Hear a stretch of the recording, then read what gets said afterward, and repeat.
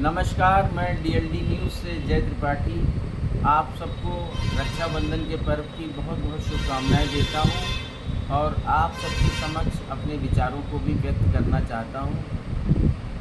वैसे तो ये रक्षाबंधन का पर्व भाई बहन के अटूट प्यार का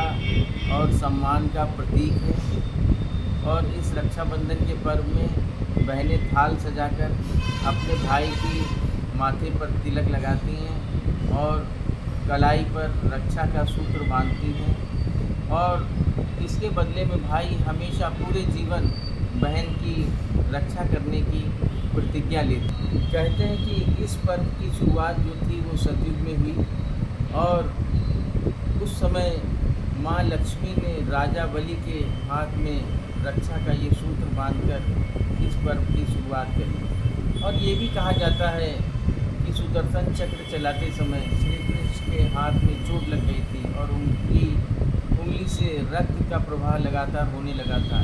तो उनके इस रक्त के प्रवाह को रोकने के लिए द्रौपदी ने अपने चीर के फाड़ के थोड़ा सा उनकी उंगली में बांध दिया था, जिससे कि उनका रक्त प्रवाह होने से रुक गया था। और इस तरीके से श्री कृष्ण ने हमेशा द्रौपदी की रक्षा करने की सौगंध ली थी और इसी कारण जब कौरवों के द्वारा द्रौपदी का चीरहरण हो रहा था तो श्री कृष्ण ने आगे आकर द्रौपदी के स्वाभिमान और द्रौपदी की पूरी तरीके से रक्षा करी थी। कहने का आशय है कि यह पर्व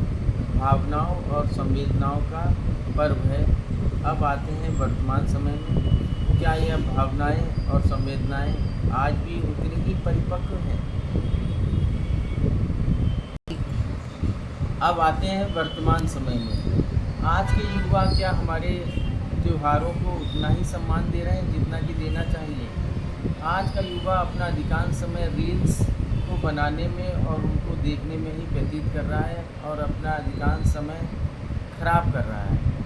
और यहाँ तक कि रील्स बनाते हुए वो हमारे त्योहारों की भी धज्जियाँ उड़ा रहे हैं और यहाँ तक कि हमारे त्योहारों का कोई